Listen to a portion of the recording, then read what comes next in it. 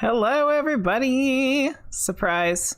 Is it a surprise? Sounds like it might be a surprise. It's the witching hours. Yay. Episode 10. We're in episode 10. Holy moly. How did we get here? As always, we have the co-host, Jonathan Frost. And today we have special guest Jon from RVA Paranormal. How's it going? Hey, hey. Glad to be here. All right. So how's everybody doing out there? We've made it to Thursday. So. Yeah. All right, we got Salty Frogs here. Hey, Salty. And Tiny Moonflower. Yeah. All right. Frost Giant, would you like to start us off with some paranormal news? Yeah, so let's go and get started with the news. So we had a lot last time. I was able to find a couple articles to go into this week. So let's see. First one is the existence. So scientists have said that the existence of the Loch Ness Monster is plausible after a new fossil discovery. And so the news from this is essentially a little bit of a false headline, but they have found evidence that some creatures that have kind of been thought to have been what the Loch Ness Monster is, like a plesiosaur, were found to be able to live in fresh water. They found fossils of this dinosaur from freshwater sources now. Mm-hmm. And before, scientists had dismissed the possibility of these of the Loch Ness and freshwater possibilities because they were only thought to be saltwater. So now we know that they were able to live in freshwater. And so the question is, does that lead a little more credibility to maybe having a creature that survived the extinction events? I think so. Why not? Why couldn't they have? Yeah. Got some scientific evidence. So I believe in Loch Ness, the Loch Ness Monster. Loch Ness? Perhaps it is one of the plesiosaurs. Yeah. Yes, we're going to be doing ghost hunting stuff, Tiny Moonflower. I hope you're excited. Yeah. Hello, Fable Forest. And Wanderer's here. And CMC Airboss. Hey. And Amelie. Hola. Our friend from España. We're just watching a movie that had Barcelona in it. I was thinking about you. What's your second story this evening? So we kind of keep going on this stuff that's coming out of the Pentagon and the Congress, the sessions they had last spring, where they are dealing with this new UFO era as we usher in this kind of new UFO era. And of course, they're not calling them UFOs anymore. They're calling them, what is it? It's in the article. I always forget because I've called them UFOs my whole life. So Pentagon renames UFO office and expands missions to include trans-medium objects. So what does after that only mean? 8 months, well, we'll get there. After only 8 months of existence, the Pentagon's office tasked with investigating and tracking UFOs or unidentified aerial phenomenon. There you go. UAPs. Yes. CMC Airboss just told us. UAPs. There we go. UAPs. That's right. Will look beyond the stars for objects of interest. On Wednesday, the Pentagon announced that it renamed and expanded the authority of the government's chief UFO office, formerly known as the Airborne Object Identification and Management Group. The office will now be known as the All-Domain Anomaly Resolution Office, or the AARO. With the new name comes increased responsibilities, the Defense Department said in a statement. While the group was mostly focused on airborne threats in space, the renamed office will also look into unidentified objects that are submerged in water or deemed, here you go, medium, Jenny Lee, trans-medium objects. It sounds like all those. I would be a trans-medium object the way that they word it. So we used to call what they call the like underwater UFOs is like a big thing. A lot of, especially like a lot of Navy personnel and stuff will have stories about that. So now they're calling them, I guess, because they can go from air to water, then they're trans. Yes. And so they're different mediums, I guess, trans medium. Air and water. Air and water. And the story goes on. They but should that have named basically it gives like you- a trans elemental. Wouldn't that have been a better word? An element, water, air. Well, they used to call them USOs, like unidentified submersive. Submersives, yeah. And then a UFO was flying. But, you know, These were going back I and wonder, I wonder how much of all this renaming of everything, even though like there's like it seems like they're trying to be more transparent. I wonder if renaming everything is another way to like reset the story, like reset their agenda to a certain extent. Probably. So, but that's interesting because we've had a lot of talk about how the government's showing a kind of renewed interest. This is probably the furthest we've come since Project Blue Book. So, yeah. I don't like the name that they chose for that, but, you know, that's just me. Yeah. We were talking to John about this right before we got on, but I got another story here from about Bigfoot. Oh, yeah. You know, I like a Squatch story. Well, last week we had someone who was noodling get murdered by somebody else because they were afraid that they were being left behind to be eaten by Bigfoot. This week we have 50 samples that were taken from UFO researchers who were given to scientists to have them the DNA analyzed. Live people ignore the strange and unusual. So they were able to analyze the DNA on all 50 samples they received.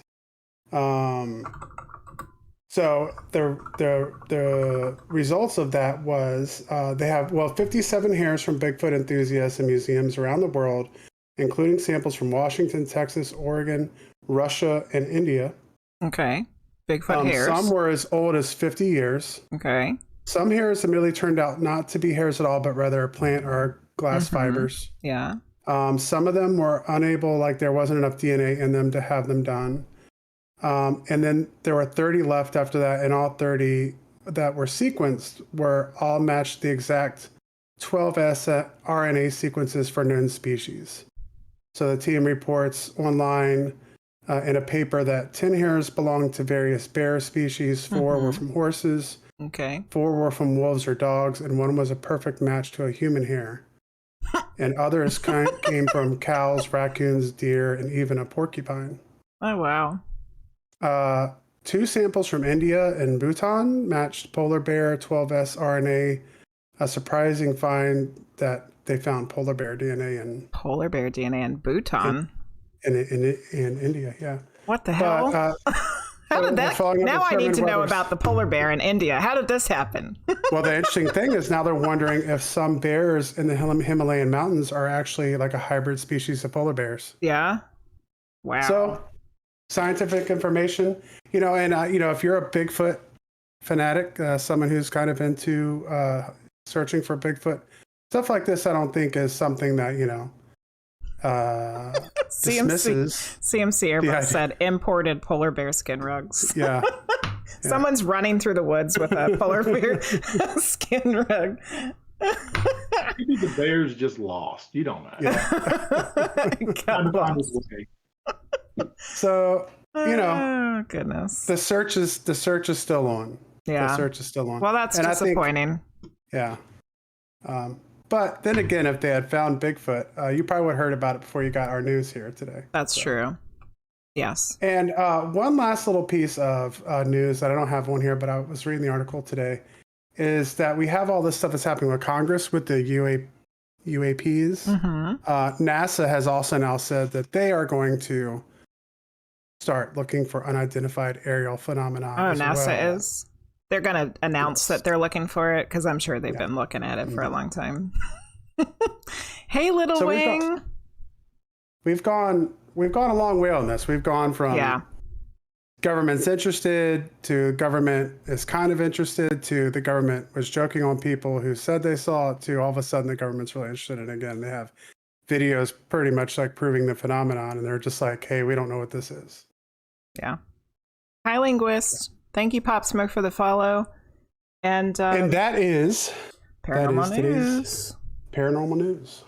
Polar bears trying to keep warm in India. Yeah. Yeah. I know, man.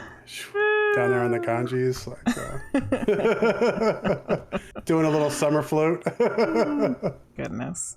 All right, Frost guys. Giant, introduce our guest. All right, so Jon and Lynn Harris founded RVA Paranormal in 2017. They are a husband and wife paranormal team who had a common paranormal experiences when they first met and realized they shared a mutual interest in paranormal investigating. Dedicated to what they love and sharing it with the paranormal community, they set out to share the locations and evidence they captured. They blend their skill sets to apply various techniques and unique approaches when exploring the paranormal. In 2019, they started Piercing the Veil, a weekly live stream. They invite special guests, investigators, and share their love for the paranormal and live stream their investigations on location. Joined now by their 18-year-old daughter, Kristen, RVA Paranormal continues to pursue their love of paranormal investigating as a family.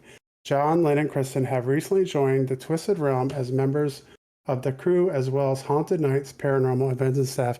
Everybody, welcome to the Witching Hours, Jon Harris. Yay, Jon. Yeah. How you doing?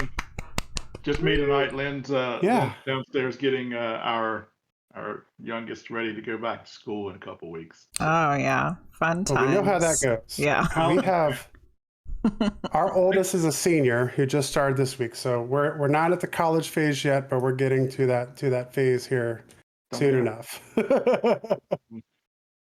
Yeah, but thanks for having me on, man. I really appreciate you asking us to come on and share some of our stories with you and participate in the stream.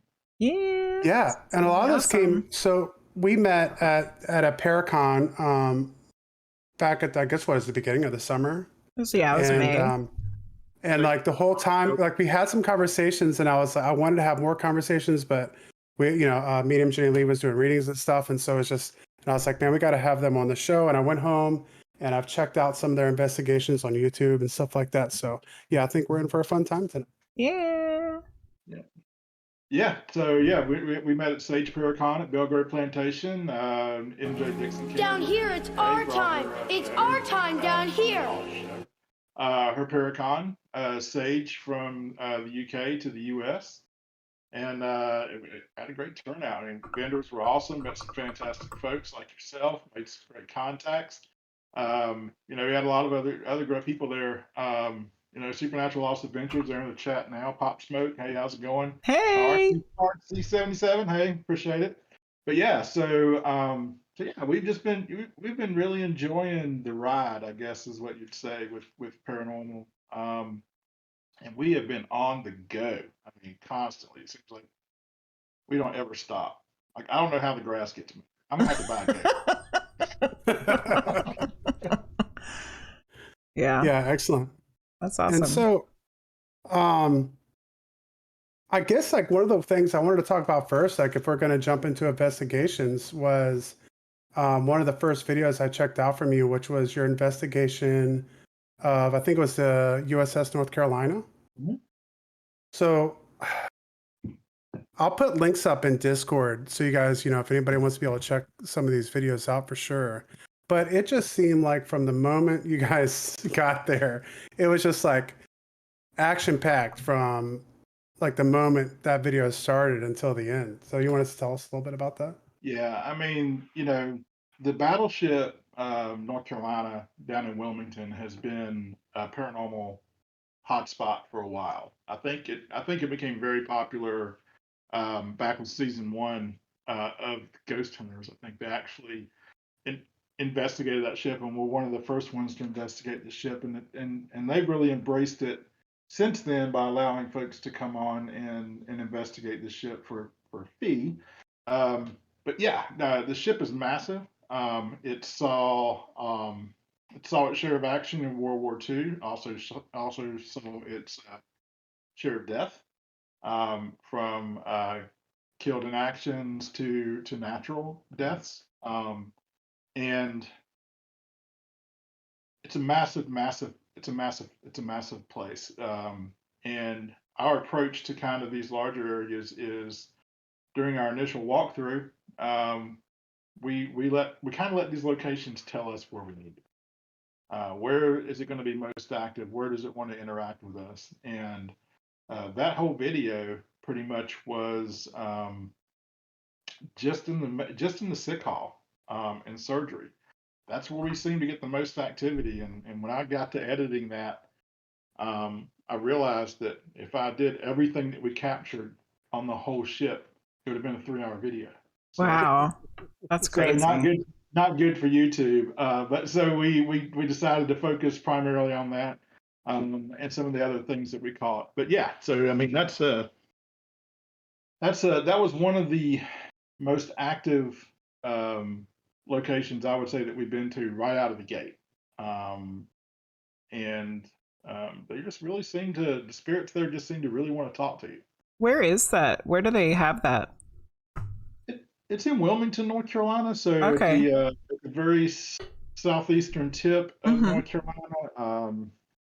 It's actually beautiful. It sits right on the Cape Fear River, directly across from downtown. Yeah. Wilmington is a beautiful place. Yeah. Wilmington in itself is a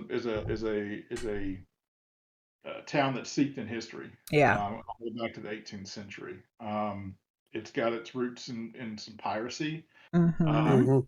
America, you know, the battleship North Carolina rests there as well. And they embrace their history there. So there's a lot of historical downtown buildings and things that you can actually tour along with your weekend at the battleship. That they would just sit there and share all of the stories that they have from those old houses and downtown buildings and the waterfront district. So what was the coolest thing that happened on the North Carolina? Wow. Well, outside the paranormal, probably the coolest thing that happened was, you know, we got to experience the North Carolina with several other teams that we collaborate with and really work well together, and that's important. Oh These yeah. places don't come cheap, so you know, Mhm. we got to investigate with FPRI, Fredericksburg, Supernatural, Lost Adventures, Covert Paranormal. Kim Sage was there. But from a paranormal aspect, I would have to. I mean, there was a point in time we were taking a walk of that ship, and this is actually in the video.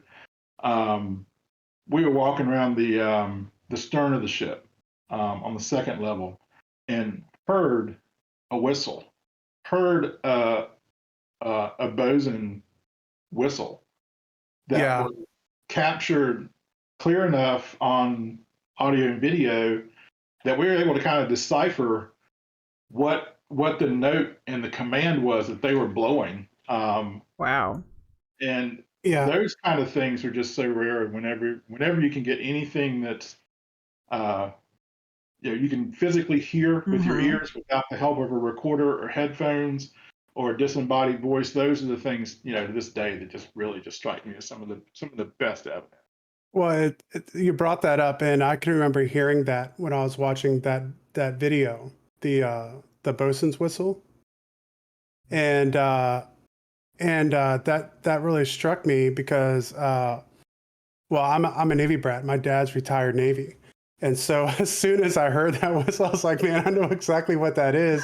And then you say it, and it was just like, okay, I wasn't just hearing that then, and it was like, wow, like I heard that right off the bat, and it was just one of those things where, like, man, who in the heck?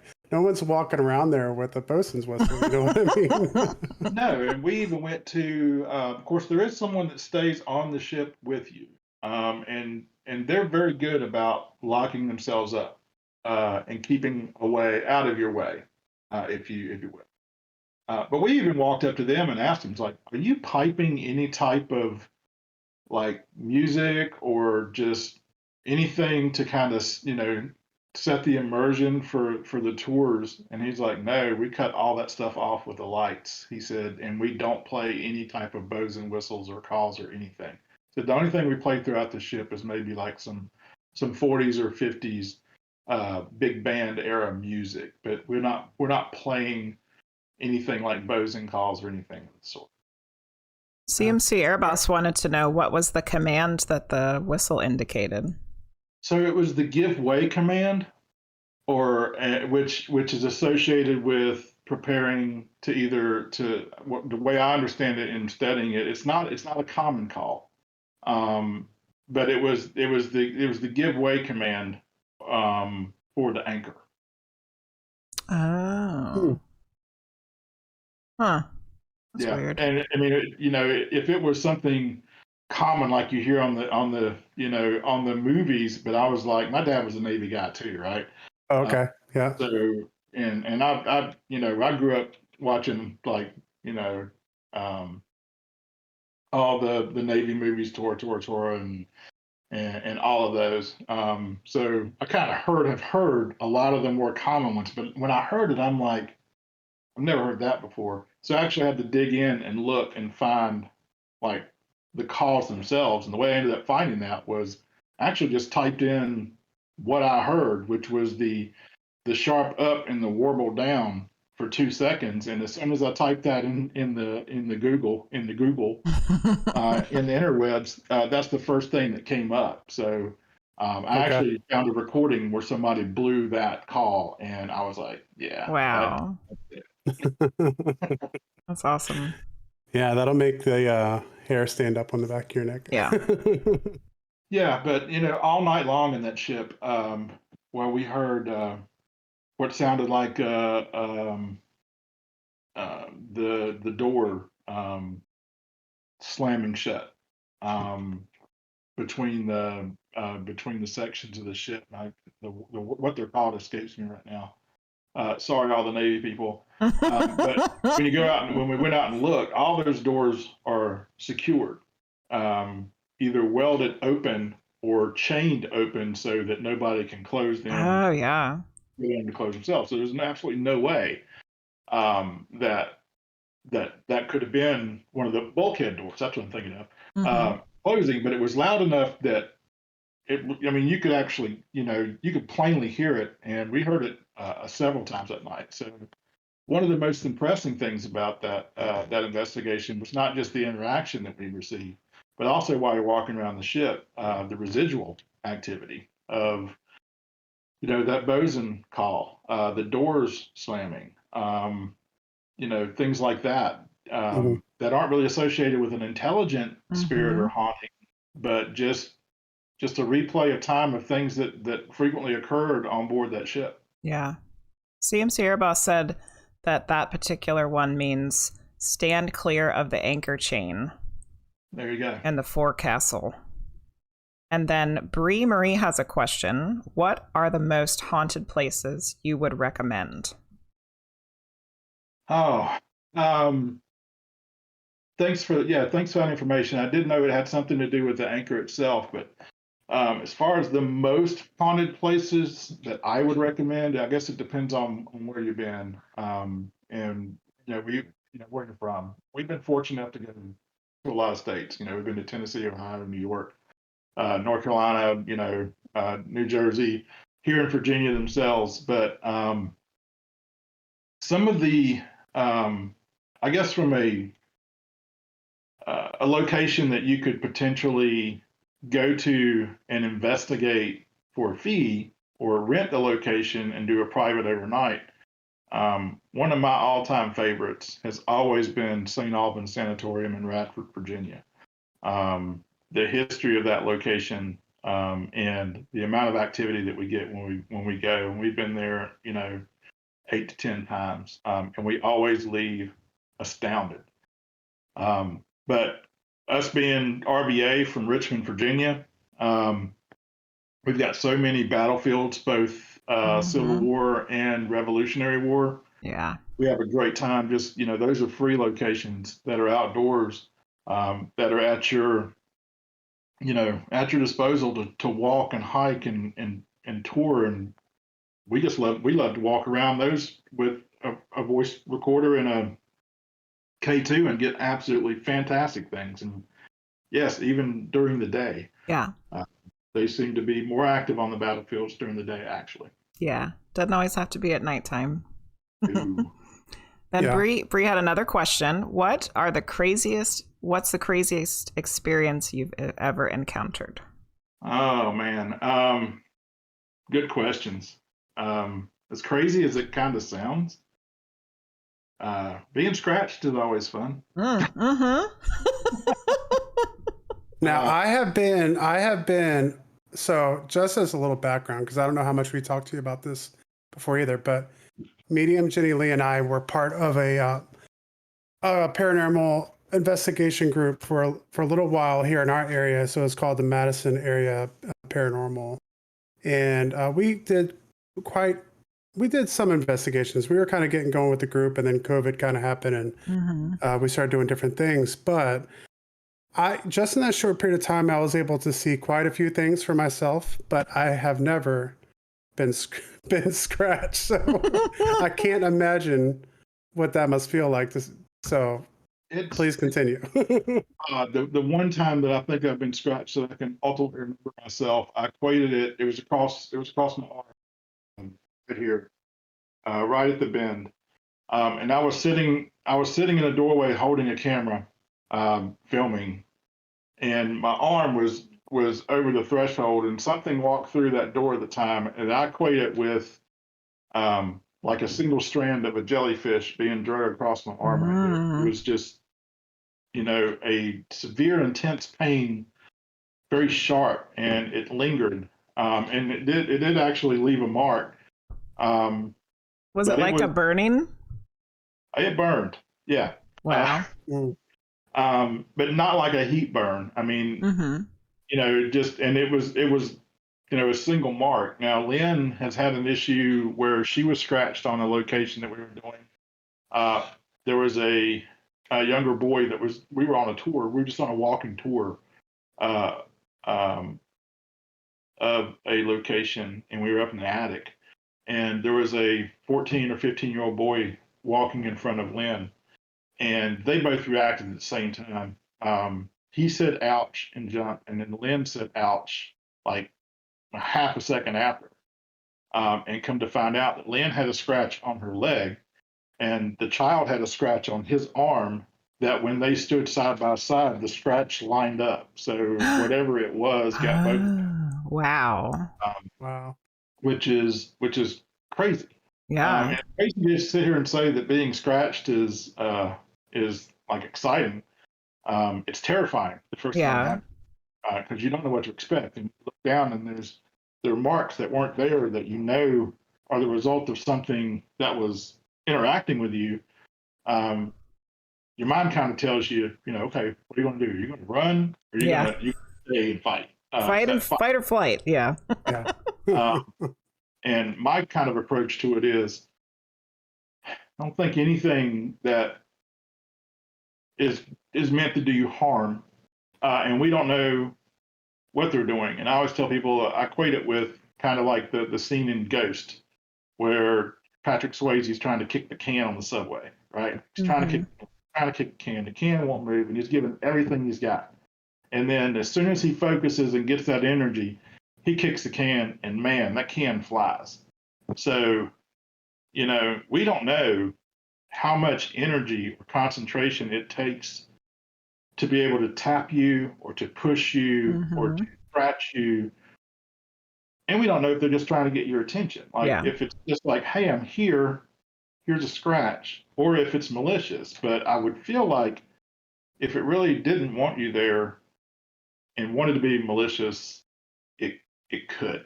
But I've never felt that way. And on any investigation where I really felt like I was in a whole lot of danger, I have situations where I didn't necessarily want to be there. But Spirit was telling me, you shouldn't be here. And you as an investigator, well, you need to realize that and kind of respect that space when you know that they don't want to be there and take off. But, outside of that, we did hear a little girl singing one time with a disembodied voice. She actually sang the Peekaboo song, like Peekaboo. Oh my goodness. and it was experienced by 4 or 5 other people, and that was early on in our investigating career. And I'm like, man, what else you got? What else can you do? So if there's things like if there's anything that unnerves me, it is investigations that reveal evidence of child ghosts. And and I think there's a mixture of that, of first of all the empathy you have for the child, but then also the connection of like, is it really a child? Yeah. So, and like, how, so the whole kind of aspect of that, and I don't know how you feel about that, but that's Yeah. always something that just kind of, Yeah, let me. I'll kind of catch that. Let me catch up on some of Bree's stuff here. What about Arizona? I've never been to Arizona, but the Wild West, crazy. I would say any yeah, old ghost town. I would give my right arm to go to a ghost town from the West and investigate. Um, Salem's kind of funny about their paranormal. They don't really like it. So when you go to Salem and you start going around, you have to kind of be careful and not really project what you're doing. Because they will literally tell yeah, you, oh, you need to go here, and then you go to that place and they're like, you need to go there, and the next thing you know, you're not going yeah. And I will say this, John. For the, I don't know, because once again, like we talked that day, we talked a little bit, but I can't remember what we've discussed previously. But I'm a history guy. I have my master's in history, and I teach high school and college level history. And so, for me, being like a history guy who's also into the paranormal, the witch trials in Salem have always kind of been a sweet spot for me. I've always been super interested in that, and I'm terrified of witches.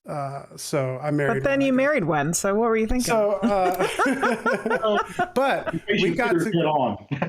yeah. So we got to go to Salem. I had some family move up that way, and we were able to go up there not this previous summer, but the one before. We went to Salem, and I've always been very like really excited to visit Salem. And I hate to say it because I don't know if this is the right word, but I was kind of disappointed to a certain extent of what I thought Salem was and kind of what it kind of is now as far as like a tourist attraction. Yeah, it's very rare, very few places that actually will take you back to that. And knowing a couple people that are from Salem area that used to live there, I mean, they'll tell you it's wicked haunted. If you just got to know where to they go. will literally tell you it's wicked haunted. It's wicked haunted. Yeah. And I think part of that's, us being, all of us from Virginia, we have Williamsburg and Jamestown, and we have all of these places that are like still kind of kept. I mean, they're tourist places, but there's still like this authenticity to it that. And like I said, I was there for we were there for like maybe 2 hours. Yeah, so we I'm weren't not there like very passing long. judgment on Salem. There's a lot more we could do there, and it was interesting. But like my first reaction was like, yeah, this isn't Williamsburg. That's that's for sure. This is a city with like an old cemetery in it, and then maybe there's some couple buildings left over, like spread out all over the place. CMC Air Boss. On it. It's weird you had mentioned the USS Salem. My dad actually served on the USS Des Moines, the 133, so the Salem's sister ship, and the Salem has always been one of those ships I've wanted to go to, but I've never actually had an opportunity to go up there.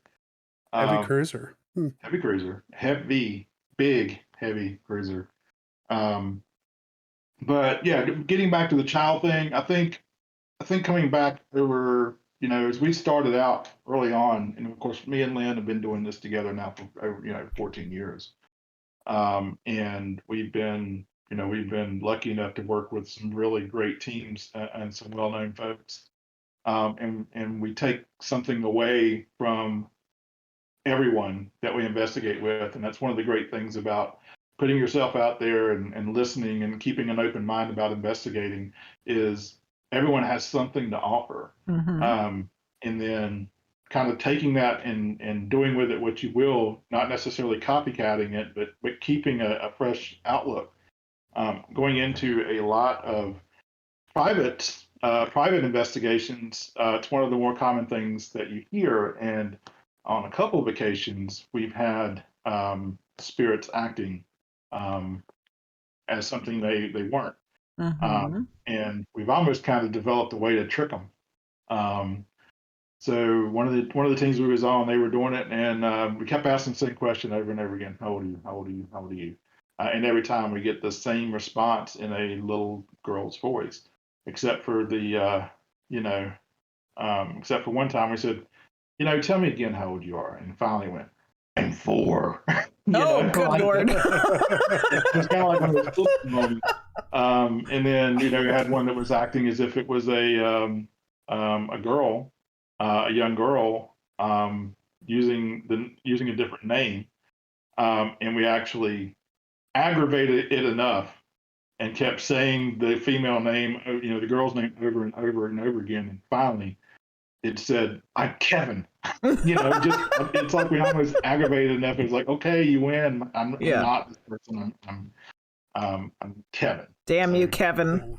But that's what you go into when you do these private investigations. It's never you never want to leave a private investigation with someone's left more uneasy they are before you get there. Yeah, for sure. And you really want to debunk and dispel a lot of things that you can, especially if you can explain them. But working with them, even if you've got something that's not, our most recent one was one where we had to teach them how to kind of cope with it. It's like, look, this isn't going anywhere. You're gonna have to leave, or you're gonna have to learn to kind of cope with this.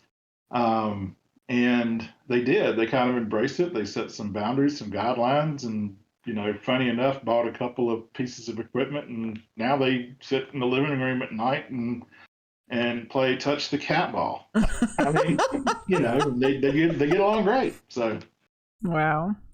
Well, Jon, we have a lot of questions coming up in here, but before we move forward, because I usually like to start at the beginning, and I push this ahead. So real quick, we talked about how long you've been investigating. Like, where did that come from? How did that all start, and what got you interested in ghost hunting and the paranormal? Well, let's see. Me and Lynn have been married for 25 years, going on 25 years. Nice. Congratulations. And about 14 or 15 years ago, we started watching all the TV shows that were coming off. Yeah. The ghost hunters and things like that, and we were really intrigued. We actually had our own paranormal experience with a family member who took his own life. It's on my side of the family, actually. I'm sorry. And he followed us for 6 months. And little things that were happening that we couldn't explain, and we're like, oh, it's got to be him. It's got to be him. And then it was confirmed by a psychic. Yeah, it is. And he's just making sure that everybody's good with, he feels terrible for what he did, and he wants to make sure everyone forgives him. And once everyone in the family we actually got together and talked about it as a family. Like, look, as we were talking about it, 5 or 6 people in the family were having the exact same smells and things go on with them. So it's a little bit of a relief for the family to realize that this is going on with me, not just with them, but with all of us. Yeah. And we all just kind of sat there and gave forgiveness, and then it slowly kind of dissipated. But that followed us around for 6 months. Really weird stuff. He was really good at getting our attention. They were watching Ghost Hunters one day, and we were like, they were actually doing a group investigation at the USS Battleship North Carolina in Wilmington, where you could go down there and spend the night with the Ghost Hunters for $150. Yeah. And we looked it up, and I was like, man, that is so expensive for the 2 of us. That's going to be like, that's like $300 Yeah. plus gas. I said, we should just buy our own equipment and do it ourselves. And Lynn looked at me, she's like, are you serious? And I'm like, yeah. So we took that money and we went out and bought our own gear, and we started going to battlefields in and around Virginia and North Carolina, and going to some of the smaller events and ghost tours and things like that. And it quickly evolved. We actually went to a very popular place here called Hanover Tavern in Hanover, Virginia. It was an 18th century tavern on the stage road that happened to have some ties to the Civil War, as well as with George Washington and the Revolutionary War. We went on an investigation with Transcend Paranormal, went home, reviewed all of our evidence, sent it to the director, Steve Dills, and he was really impressed with our captures. And he's like, "How would you guys like to go on another one? Kind of with the team, and let's see what you got." Awesome. And that was one of the first teams that we were actually invited to come on. I think truly because of our style and technique, and the seriousness that we put around it. So Yeah. it all kicked off from there, and we've been doing it ever since. Awesome. I'm glad that you guys had the wherewithal to talk about your loved one together as a family, and that you were able to kind of help him heal and move on to where he didn't feel like he had to be trying to get everybody's attention all the time. Yeah, that's really great. Yeah, we like to have him around, but he's still there. Yeah, I think he is. He's still there. He just doesn't feel like he needs to get your attention all the time because he knows that you guys are okay. Yeah. Sorry, my medium's coming out. You're fine. That was just one of those special things that was, me and Lynn weren't married at that time. We were acquaintances. We were friends. We were going out every once in a while, but, in between the course of that event happening and the course of us moving from Salem, Virginia, where we lived, to Raleigh, North Carolina, he was wherever. Yeah. I mean, he would be in the cab of the truck with my uncle, who drove a tractor trailer, and he said he would sit in the truck with me, for 3 hours all the way to Nashville. Yeah. And I knew he was there. I could smell him. And I was like, I can smell it too. And it's like, what does it smell like? And I said, it smells like this. And he says, that's exactly what I smell. And wow. The other one piped up and said, yeah, I smell it too. I mean, and then we all just kind of stared at one another and we're like, oh, okay. Yeah. It's pretty amazing. Yeah. Yeah. So Bree Marie, I believe he said he hasn't done any ghost hunting in Arizona, but he wants to. One day he would like to go do some Wild West ghost hunting. You have all kinds of, you got invitations out to Arizona and Canada and all kinds of places. Moonlight Maggie wants you to let her know about Canada. Hey, look, one of the good things about it is we're so busy and gung ho right now, but our approach to this is a little different than others. We're doing this. We've been doing it, like I said, for 14 years. We've experienced a lot of things. Like, I don't know that there's much that we could experience and we could have happen and capture that would absolutely have us go like this.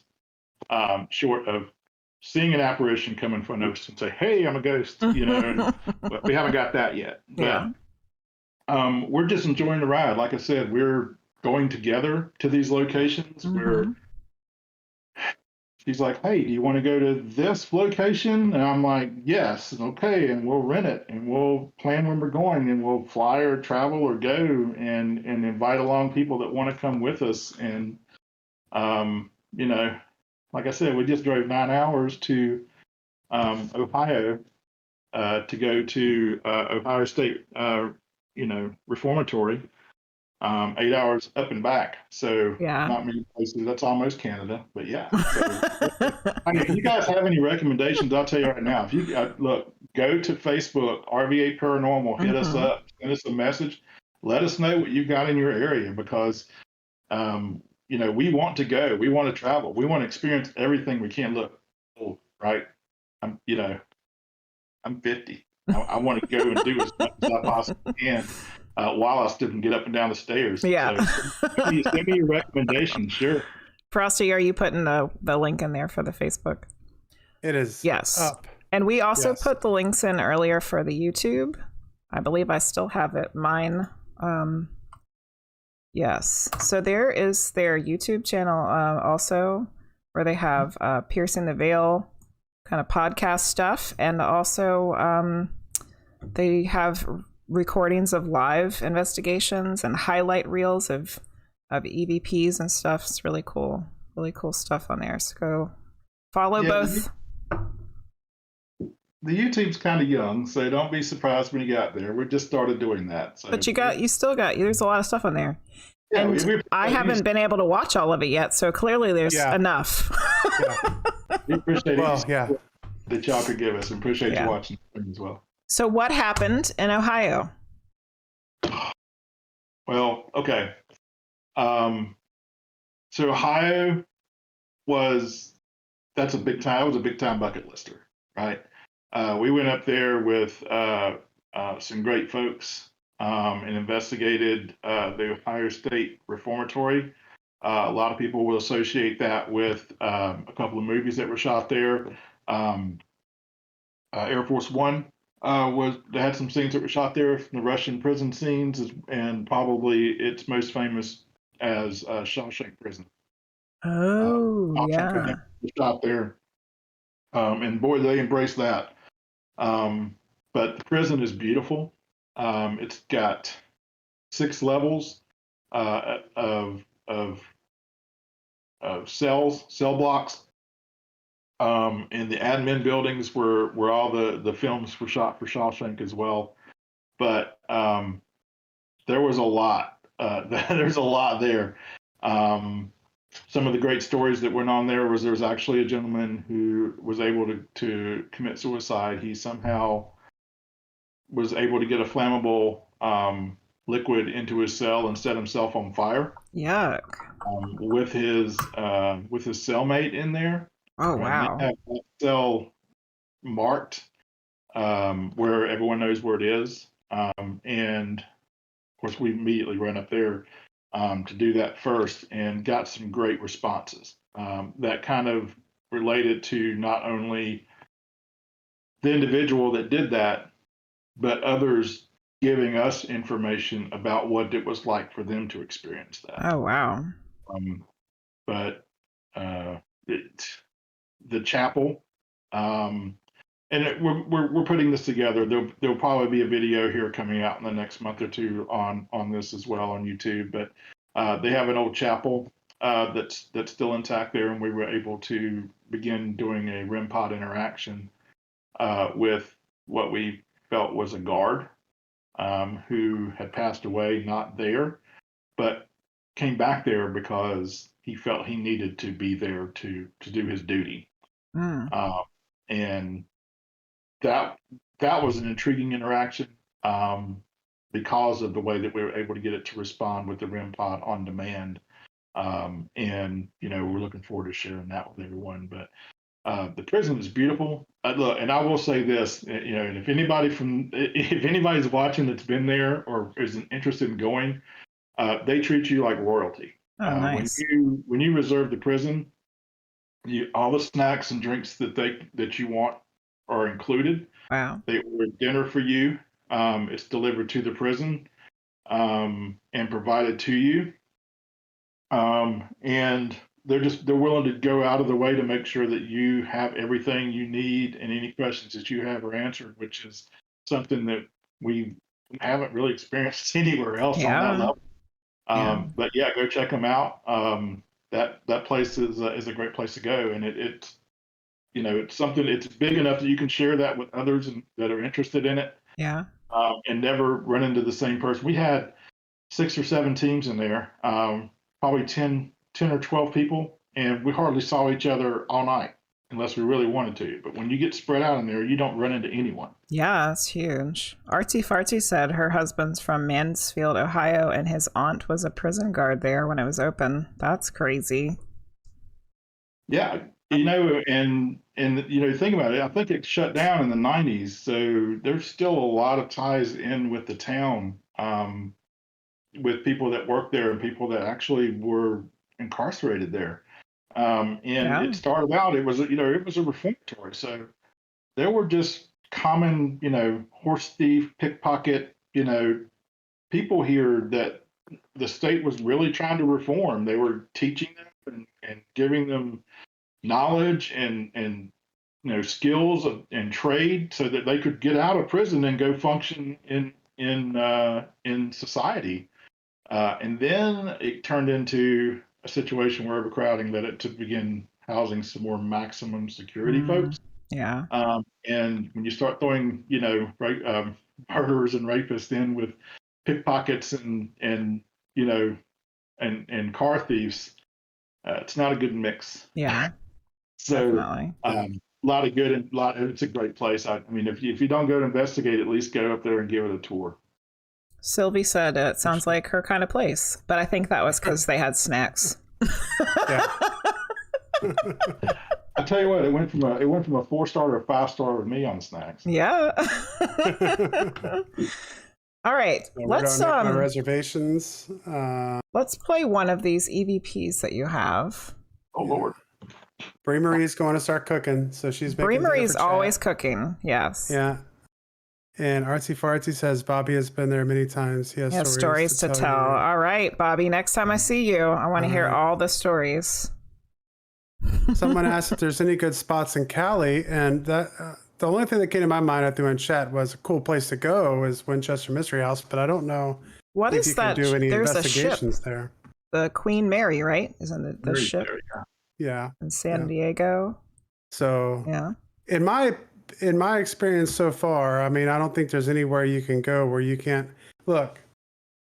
I don't know if John will agree with me on this, but if you want to find evidence of the paranormal, you don't have to go very far. I don't recommend anybody investigate their own house. And matter of fact, I would say don't investigate your own house. Second. But you can go almost anywhere I've tried. Me and Medium Ginny Lee have done EVP sessions. We've gotten almost, not every time, but almost every time we've gotten EVP. And so that's one thing that's kept me, like when we first started doing this stuff, was like doing it at our home. And I was like, man, what are we going to do if we start getting crazy EVPs in our own house? So don't investigate, go investigate your friend's house. Go, yeah. And you guys, the spirit world is all right here with us. yeah, It's just right there. So like they're everywhere. And if you call, it's like the baseball Field of Dreams, right? If you call them, they're going to come. You know, Yeah. if you build it, they will come. If you call them, they're there. So you don't really have to really be anywhere. I always challenge people. I was like, just walk up to anybody, walk up to your neighbors, walk up, ask them, hey, you got any ghost stories? Yeah. Oh yeah, well, let me tell you, when I was a kid, blah blah blah, and they just tell you, right? Mhm.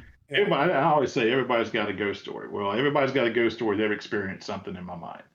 Yeah. And so I was growing up as a kid. I could tell you about things that occurred then while I was living in these houses were paranormal. I didn't know they were paranormal then. Yeah. But I do now. So Mhm. I can honestly tell you, it's like, spirit is everywhere. I mean, you don't have to look real hard to find spirit. It might be a little more difficult to find spirits one to interact with you. Yeah. But literally, you could walk down the street of Williamsburg and step into an alley and go, "Hey, is anybody here?" and probably get something. Yeah. So, Yeah. And play with it, have fun with it. And of course, That's been my different experience. locations have different residual stuff because of things that have happened there, which is different than, intelligent spirits like hanging out. Yeah. But yeah. Okay, so you right, sent us you ready? 2 EVPs. I did. The first one that you sent us, the person says a name. Will you kind of walk us through where this one took place and what was going on? Sure. I believe, and of course, it seems like we've been trying to get this stream going for a while. Yeah, about 3 weeks, I think. I believe the one that I sent you was from a place here local in Chesterfield County, which is south of Richmond, at a plantation called the Magnolia Grange. Oh, yeah, I know where that is. that's our stomping grounds. John. Yeah. Our old stomping grounds. Yeah. Wicked haunted, by the way. Wicked. It's wicked haunted. Wicked haunted.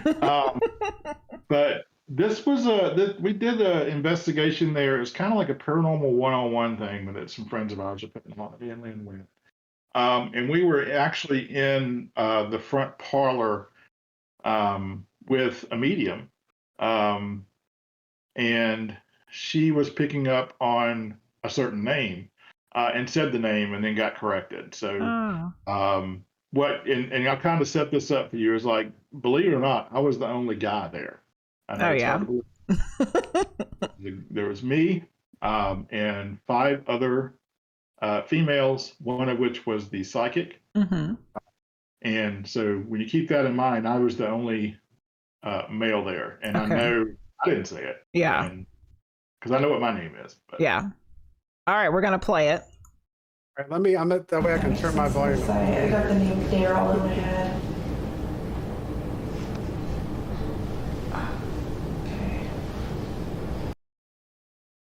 Could you guys hear it? It's as loud as I can make it. Let's play it again. So it's a lady talking, and she says, I have this name in my head. I think she says Daryl.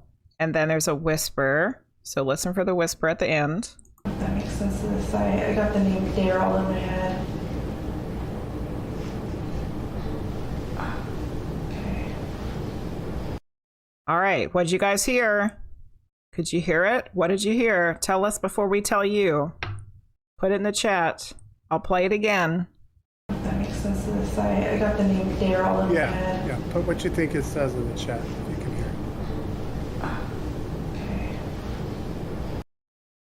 I heard nothing.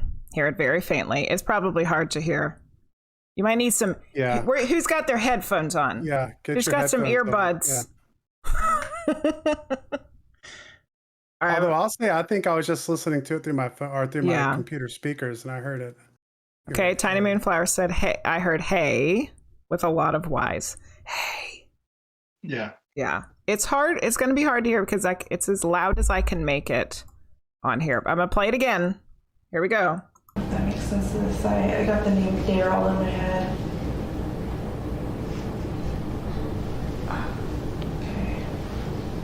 Okay. Okay.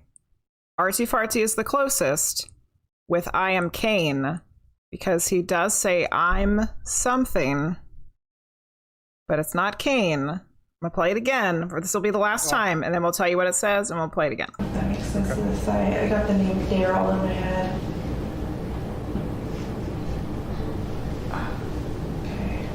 Okay.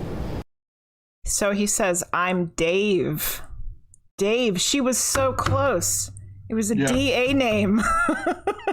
Yeah. Now we'll play it back and listen. And I'm Dave. So listen for I'm Dave. I'm Dave. That makes sense to this. I got the name Daryl in my head. Okay. I'm Dave. Not Daryl. You guys thought he said he was in pain. No, he's just Dave. Yeah. Which I love. It's Dave, man. It's Dave, man. Dave's not home right now. The more intriguing thing is, of course, she got the D part, right? It started with a D. Mm-hmm. And she was saying, this is weird. I've got this name Daryl in my head. And then it's just, I don't know. I'm like, I want to ask, and they start asking, it's like, why do y'all whisper all the time? I feel like it's almost like they're having to talk through some sort of layer of something, because I have experienced one time a voice that I heard with my ears, and that's what it was. It was like a whisper that sounded like they were talking through something, like they were having to talk through the wall or something like that. And it feels like that's why we hear it as a whisper, because it's like there's some kind of density or something between the veil of whatever, nobody knows what it is, but it's something that's like keeping their volume from being what it would be if they were just like with us completely, Yeah, I think so. Or maybe it's just the way it comes over the recorder. Of course, now I've heard, it's weird. I don't hear disembodied voices or AVPs as whispers. I can hear them as someone talking. Oh, you hear it, yeah. Now, See, the only time I've ever heard it was a whisper, like it is on the AVPs. Yeah, EVPs are, who knows how it translates going over through a voice recorder. Yeah. But yeah, so that one kind of freaked me out a little bit, especially because I was the only guy there. Yeah, it doesn't sound like you. You have a very clear accent. Dude did not have a Southern accent. Number one rule of paranormal. Yeah. Don't whisper, yeah. Yeah. Yes. Yeah. Yeah. Brie Marie And said it's she hard heard. to break. When you Yeah. first start investigating, when it gets dark and you Yep. want to whisper to people because you want to make a lot of noise, and it's the worst thing you can do because then when you go back and listen to tape, Yeah. everybody's whispering. Yeah. Brie Marie said she heard a growl in her ear at her old house. Oh my goodness. Growls are always scary. I don't like growls. Yeah. No. Not at all. Gosh darn it, Dave, speak louder. And that location was unique because that's one of the only locations that I've ever actually been to that I've captured a full name. Yeah. I was able to research and to also provide to the Historical Society, and they were able to validate. Oh, nice. So who was Dave? I don't know who Dave was. But the interesting thing about Magnolia Grange was that it was a house that was, I don't know if it was like a boarding house or a halfway house or a stage stop, but there were people that would stay and go. So there was a lot of traffic through that house. So who knows who Dave So was. Dave could have been anybody. I thought they had figured out who Dave was. Well, no, it wasn't Dave. It was it was a little girl. There's a room upstairs that they call the little girl's room. So there's a little girl that stays in the room upstairs, and her name came across the recorder so clear that I didn't even capture it the first time I listened to the audio. It sounded like somebody standing next to me, and I went back and listened to it again, and the only person standing next to me was Lynn. It wasn't Lynn, and I was like, and I called. And I was like, was there anybody there signed in for this event that had the name Julia? And they were like, no. Why do you ask? I was like, I got the name Julia McCoy. Oh, wow, you got a last name too. Yeah. Wow. And I said, can you tell us your name? And it said Julia McCoy. Wow. And then when I said the name, she's like, there's a McCoy association here. Let me get back to you. And they were able to. She was a local girl that visited the house and was buried in Dinwiddie County. Wow. But died as an adult. But for whatever reason, she's a child there. Yeah. So, you know. Maybe it must have made an impact on her. Yeah, and Dave says little girl, right? Yeah, I'm Dave says a little girl. Somebody had a good takes question. Us right back around to what we were talking about earlier. Yeah. Bree wanted to know what kind of recorder that you use. Or no, Linguist. Linguist asked, how did you even record that? Okay. So I'm a bit of an audio video freak, right? I think I focus more on audio than I focus on anything else from an investigation standpoint. And I always try to match it with video, just simply for the sheer fact that if somebody in the room says it, I want to know that. I want to be able to dispel that or debunk it. Be like, oh, that was this person. I can see their lips moving. But I also want to get the reaction to see if anyone physically heard this, and it helps me associate a disembodied voice or AVP over an EVP. I use several different recorders. I've got this guy here, which probably is going to look familiar to everyone. The Zoom H4n. It's one of the ones that you'll see on television quite frequently.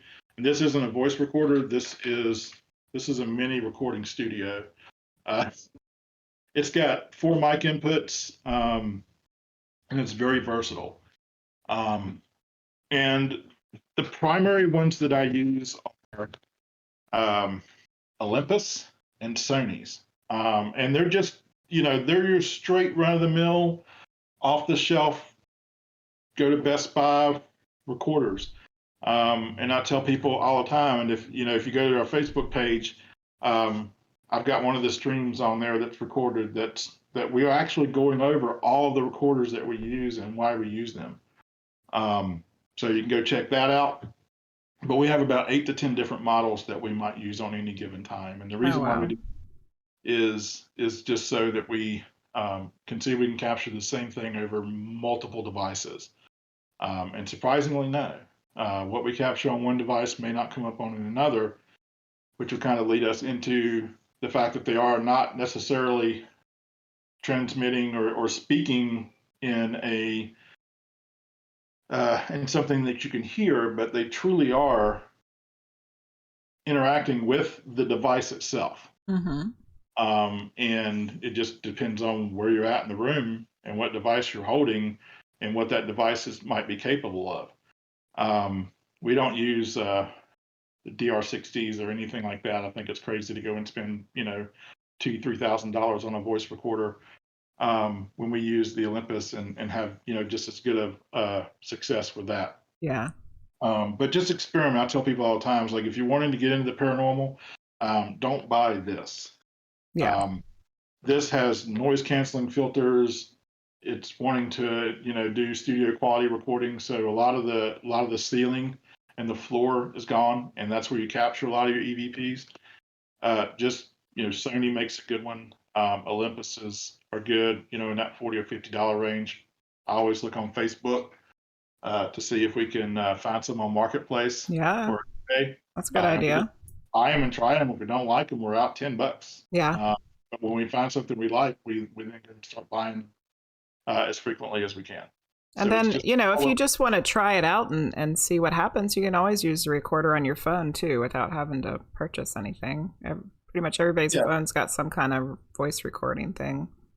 Right, yeah. And that's nothing to sneeze at. Like I said, we started out, we recording on iPhone 3s in Battlefield using the voice function of that. If they want to interact with that device, they're going to do it. Yep. Use what you got, and then if you feel like it's something you want to get into, you can start upgrading and trying out different things. It's interesting because there's been debates about EVPs. I don't know if you remember. We're similar age anyway. I don't know if you remember. There used to be a guy who hosts a radio show called Art Bell. Oh yeah. Yeah. And so I started listening to Art Bell when I was in high school, and when I got out, I worked graveyard security shifts. So like Art Bell was like my go-to for that. And he used to have a group on that did EVPs. And at this time we were just converting from analog to digital. And I remember a conversation they had about, they like refused to switch to digital because they were pretty confident that digital wouldn't pick up EVPs. So they kept doing tapes. And then finally one night on their investigation, they did a digital and they were like, we were completely wrong. We actually got more EVPs with our digital than we did with our analog stuff. So, I mean, just about anything you can go out there and use and pick. I think you might be surprised how quick you get something. Nabnia, I'm not sure if there's a list with links, but here's a link to one of Jon's videos where he goes through his bag of paranormal goodies. Excellent. Yeah, awesome. One of his YouTube videos. But Jon, do you know if there's any specific place that would have a list with links where you could go purchase something? Do you know of something like that? There's lists that people have developed over time. I'll try to. I'll tell you what I'll do. I'll get Lynn to bring up the Olympus that we commonly use. But like I said, on our page, on our Facebook page, we did a live stream. It might be on YouTube as well. That specifically we focused on going over all the voice recorders that we have. Awesome. With video, where we explained what they are, price range, what we like about them, how to set them up, best settings for that. But again, like I said, there's no magic to the recorder. And I always tell people, it's like, any recorder will capture it. We've recently started playing around with the idea of using the old 1980s cassette recorders with the mic plugged into it, and recording on the old magnetic tape.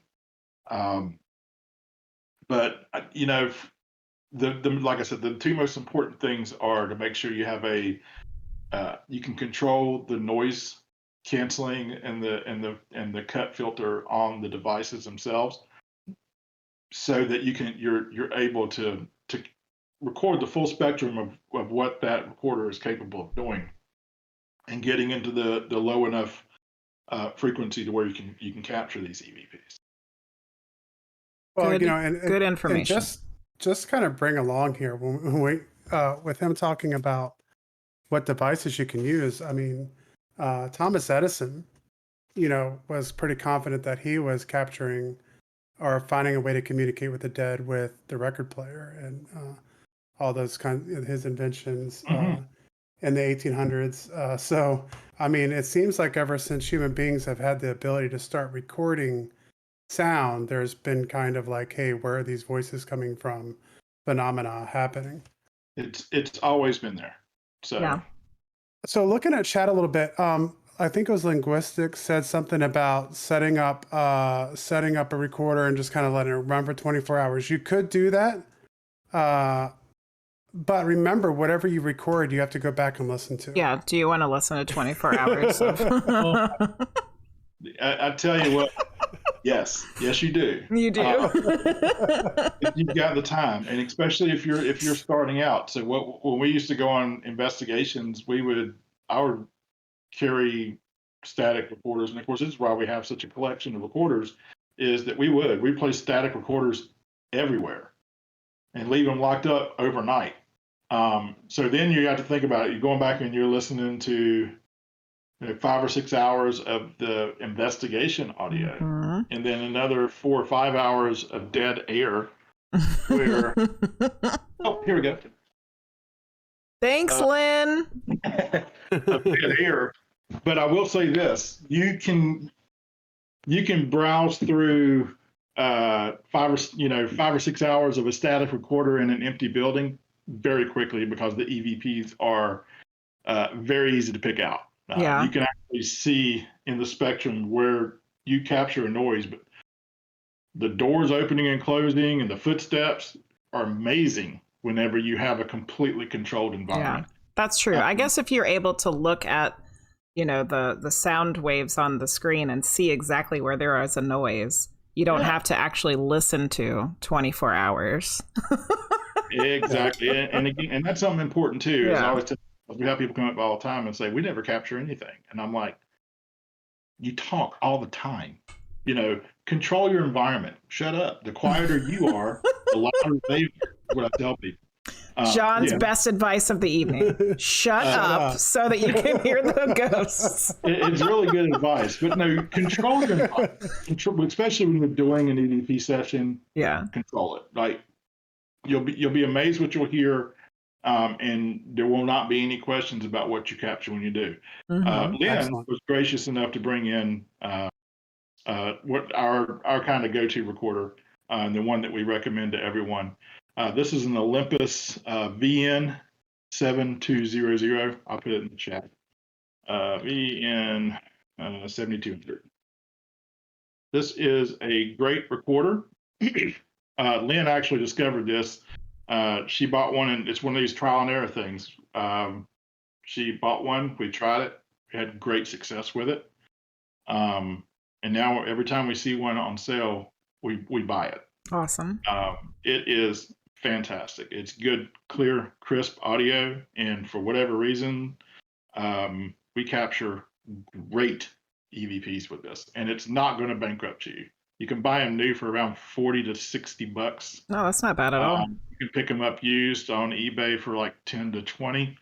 And they're disposable. Like we've been using them so long that they break, you just and get another one. I mean, it's not like you're throwing out a $200 recorder. This is just a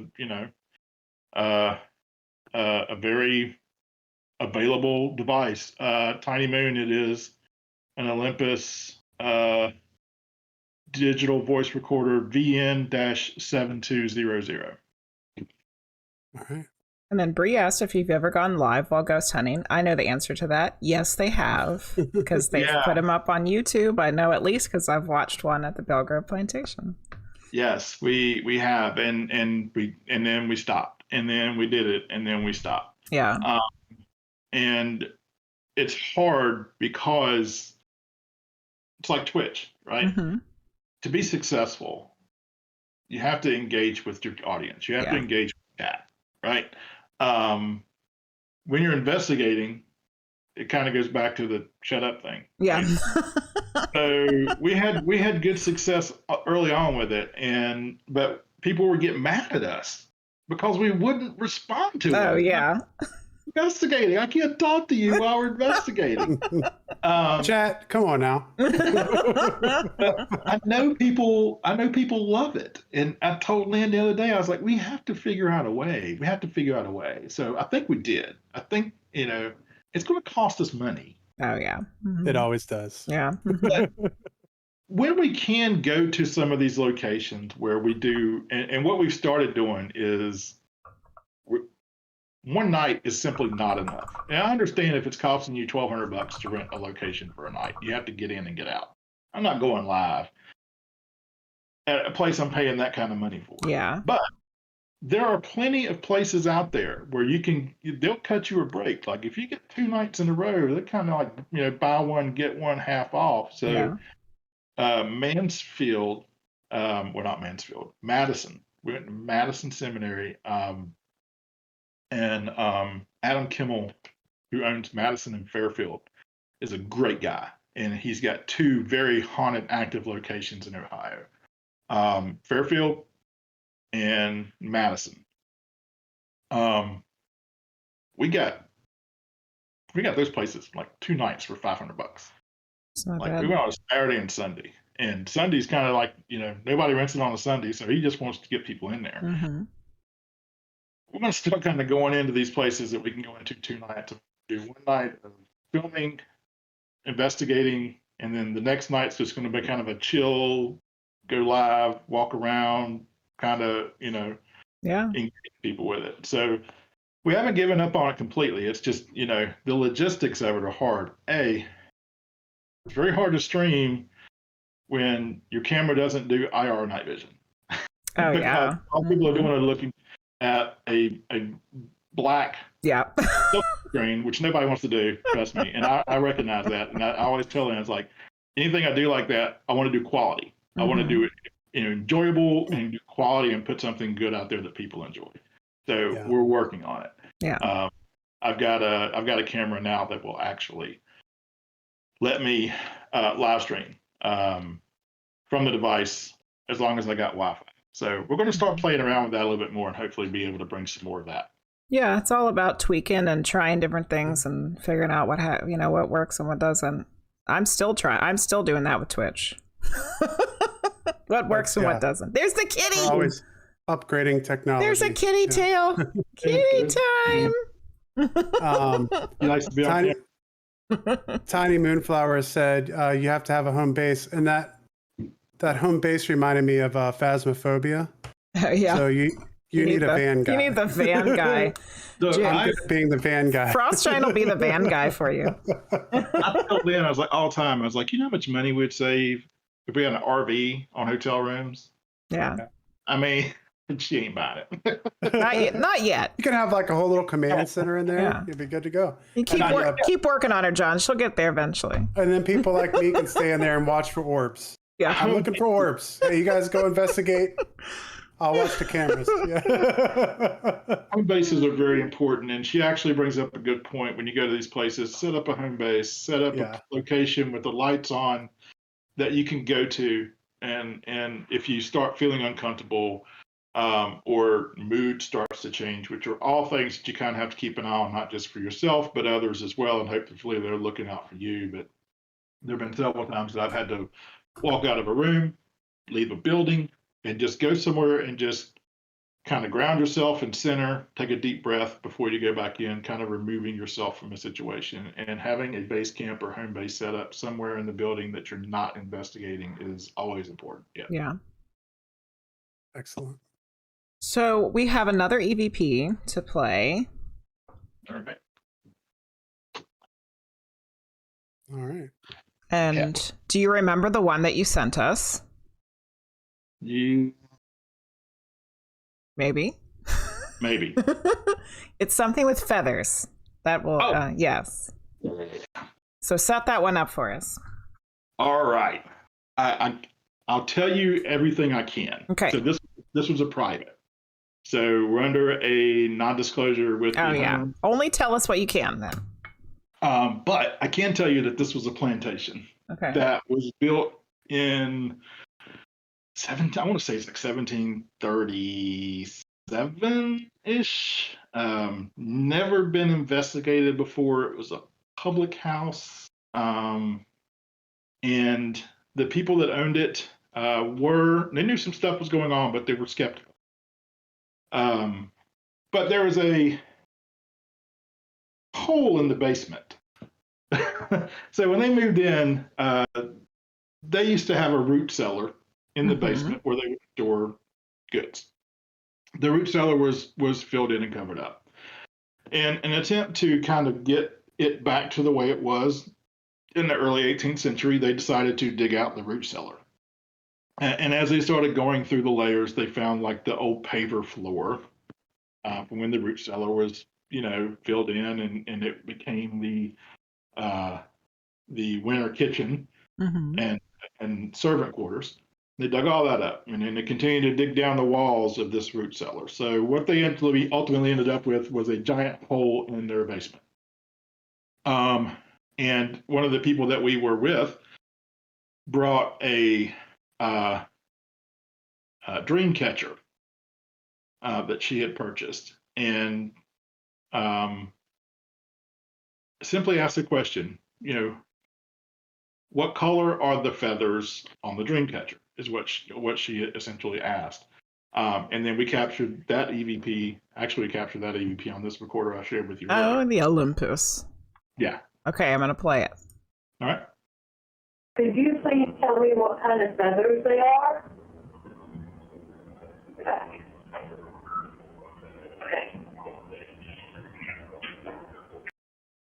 All right, could you guys hear it? I'm going to play it again. So the lady asks, could you tell me what kind of feathers they are? And then there's a voice. Could you please tell me what kind of feathers they are? Okay.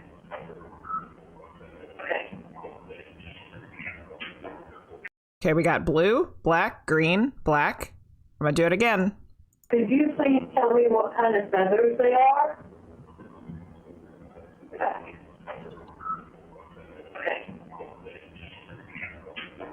It does say a color, so you guys are on the right track here. It says black. People who said black. Artsy's on it, man. Yeah. Yeah. Little wing, artsy. Black. So let's play it one more time now that you know that it says black so you can hear it. Could you please tell me what kind of feathers? Things there, but It does. It actually says black feathers. Yes. The black is very distinct and the feathers is a little quieter. All right, so listen to it again. They are? Okay.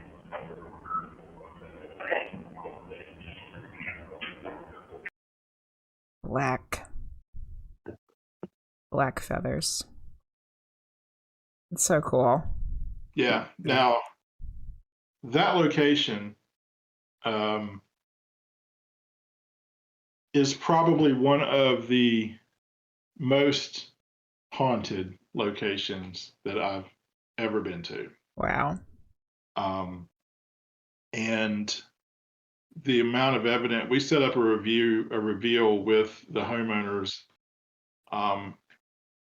and the man of the house, the gentleman, sat back at the end of the investigation and was like, I can't believe it. I can't believe it. I mean, we got everything we got children laughing. And probably the craziest thing, and I wanted to send this to you so bad, it just wasn't loud enough to be able for it to actually translate on the stream, was the homeowner was sitting on the couch in the piano room, and I was sitting at the piano bench, and John Sullivan with Fredericksburg Paranormal Research and Investigation was sitting in the chair, and the gentleman said, "Why don't you come sit on the couch beside me?" And we got an EVP of a male voice saying, "I already did." Oh.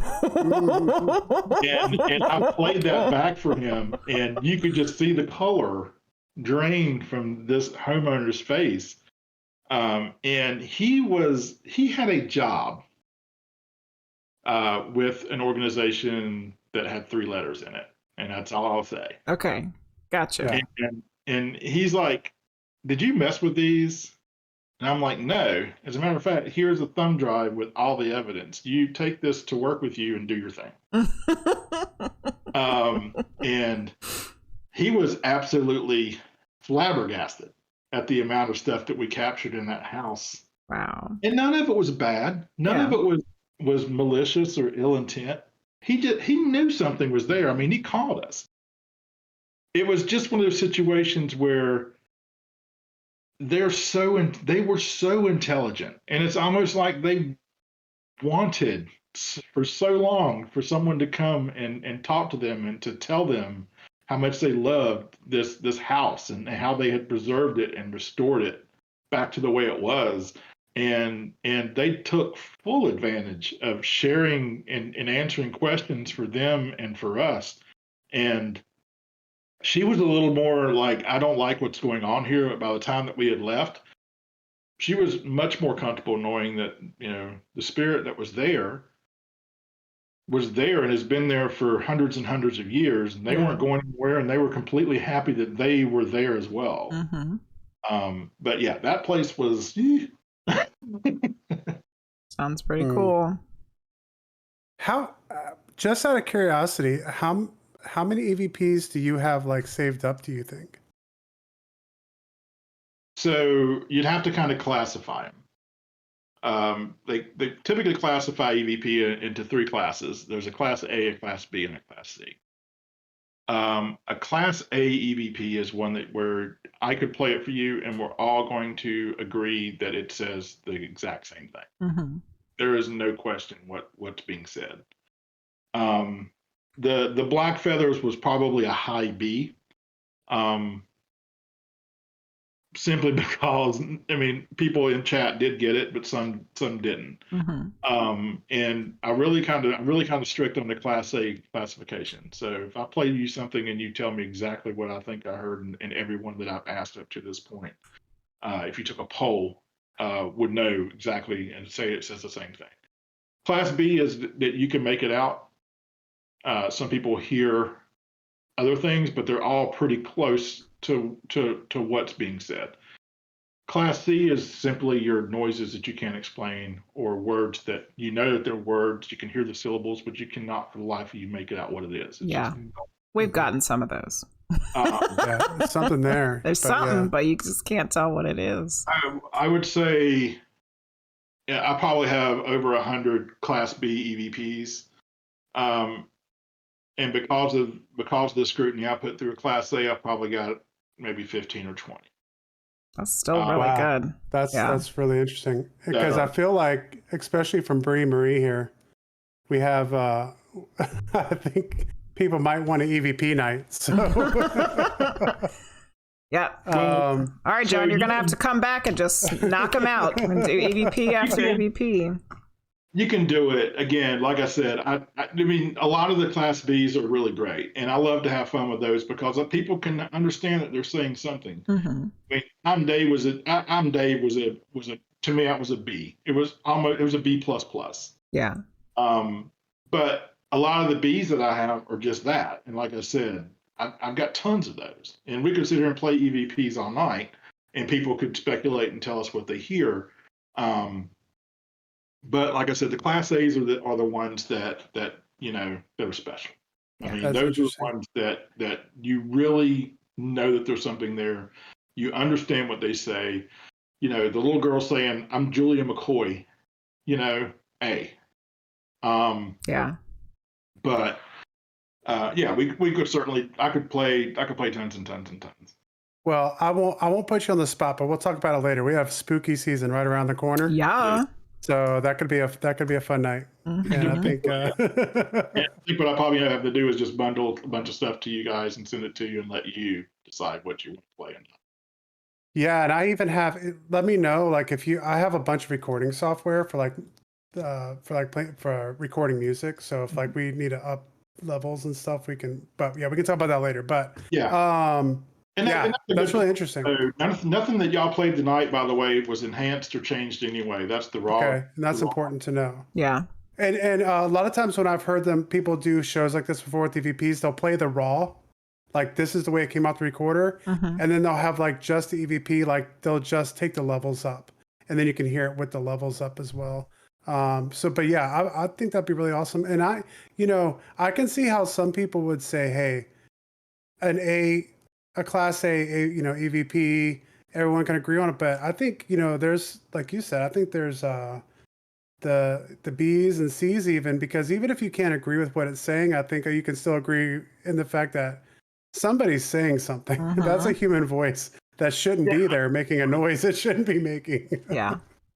Yeah. And they are, but like I said, it's important, like I said, I geek out on audio video. It's important to me. I want people to hear what comes off that recorder. Now, if they want to take it and run it through analysis and do all this to clear it up, people are welcome to do that. But the evidence that I'm put out, I do not want it tampered with in any way. And it's something that's really hard to deal with as a paranormal investigator is the amount of times people will call you a fake. 100%. You're fake at this. There's no way. You're fake. Yep. And I was like, brother, it doesn't take $3,000 worth of paranormal investigating equipment to fake something. Yeah. No. Look at what I've got. I mean, either I'm nuts or you're nuts because there's no way I'm buying all the equipment and recorders, 4K cameras, and $300 recorders. Go out here and fake something that I could probably do on my phone. Yeah. For sure. You're out of your mind. So but at the same time, I want the evidence that RVA Paranormal is putting out, and that's why we don't put out a lot. Is because when you put something out like that, it's like UFO footage or Bigfoot footage. Even if somebody does capture a Bigfoot or a UFO, and it is groundbreaking evidence that there is 100% proof that these things exist, you put it out to the community, they will destroy you. Yeah. Just because they don't believe it or they don't want to believe it or they think it's faked.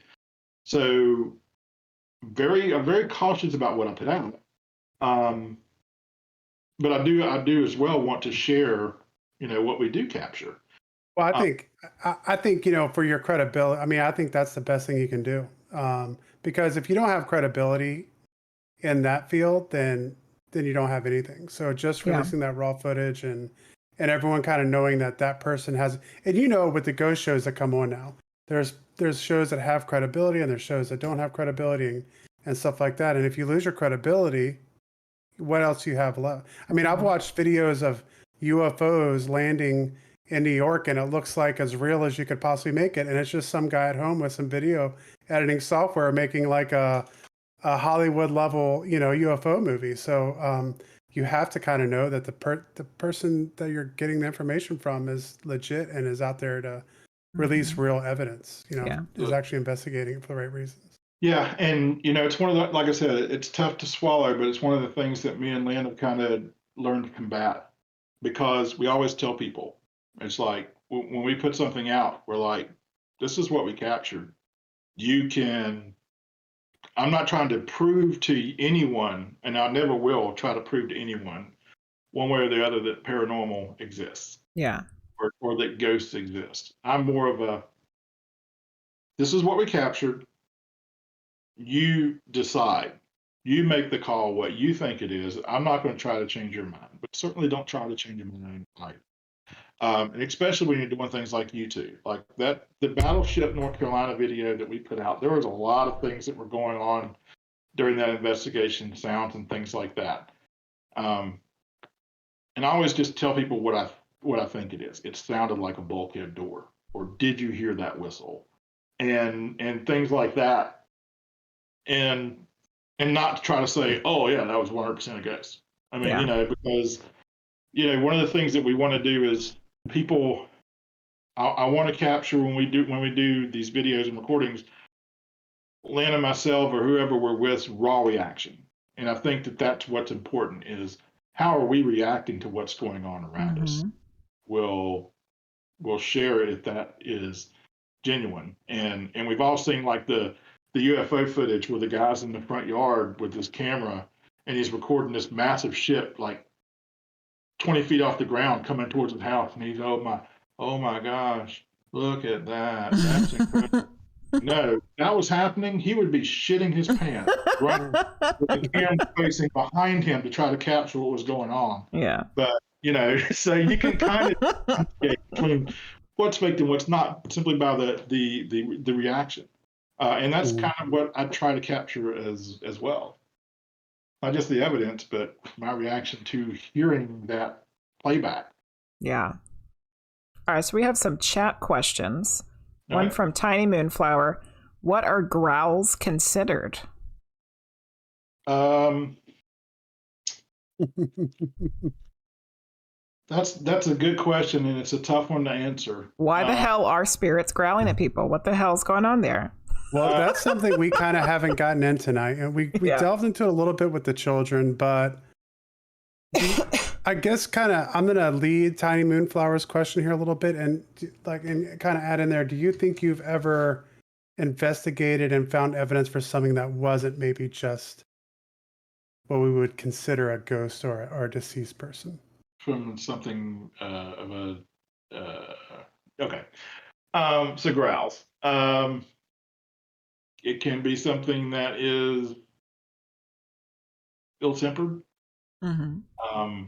There's an old saying, and I guess I never cleared if cuss words were allowed. This one isn't really bad, but go for it. Asshole in life, asshole in death. Yep. Right?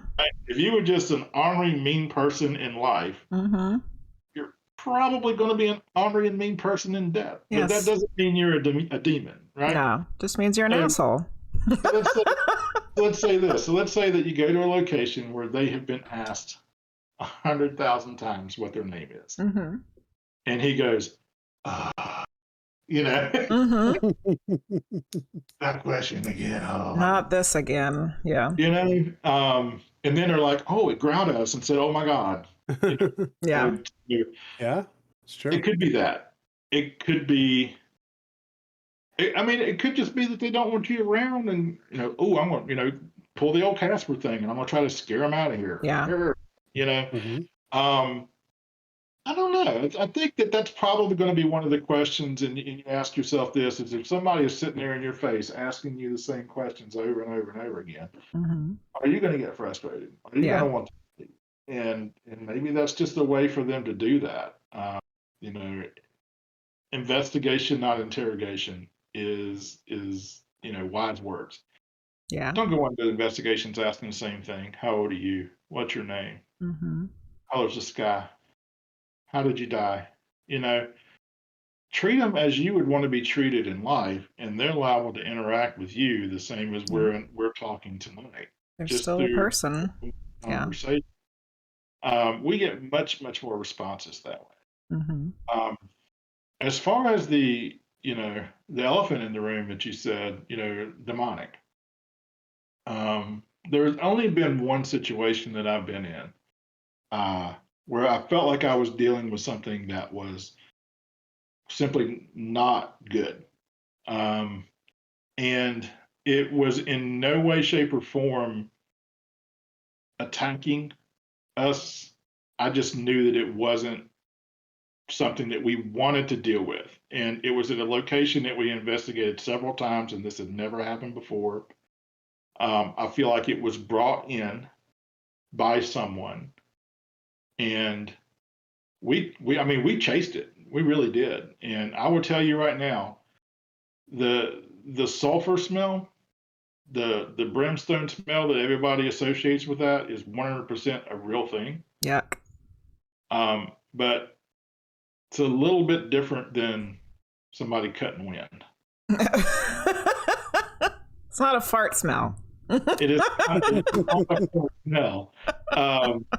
And it started off kind of like that. And I don't know that you could say, like, have you ever been to Florida in the summer after a rainstorm and the sulfur is coming out of the ground? It's kind of like that, Yeah. magnified 10 times. Oh, And yuck.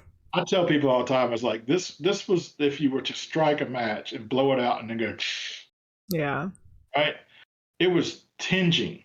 It was so potent. And it was there, and then it was gone. And then you'd walk up the stairs, and there it was again. And it was irritating. And it would dissipate. And we followed this all the way through the building to a door that it was behind. And we were in, one of the investigators walked up and was like, boom, boom, are you in there? And we got back from a locked door. And I was like, yeah, we need to just let this go its way, and we need to go our way. Yeah. But I always tell people, I was like, trust me, if there is a demon messing with you, he's not going to talk to you through EVP. Like, you're going to know it. Their intention is not to mess with you in that type of way. Their intention is to mess with you on an emotional level, and they're going to tear at your psyche, at your feelings, at your mind, at your emotions, and they don't want you to know what they're doing. And want to do what they're doing until they get to the third stage of possession, at which point you're calling the old priest and the young priest. Which is the kind of the thing with the child's voices earlier, is like there's like kind of this whole like it not wanting you to know what it really is before. And I hope I almost didn't even want to ask the question, because that stuff has become so sensationalized. And I know in a lot of circles, like it's like everything's a demon, everything you get is a demon, and it just becomes every investigation, every voice you hear is a demon. And I don't want to get on that path, but it is something I think that I'm always curious to hear about. Like, have you had that kind of experience, yet to get your story from it? So. I mean, one time, and again, like I said, I didn't hang around long enough to find out what it was. Yeah. I mean, because that's one of those situations where I felt like this is not to be messed with. Yeah. And I'm not going to.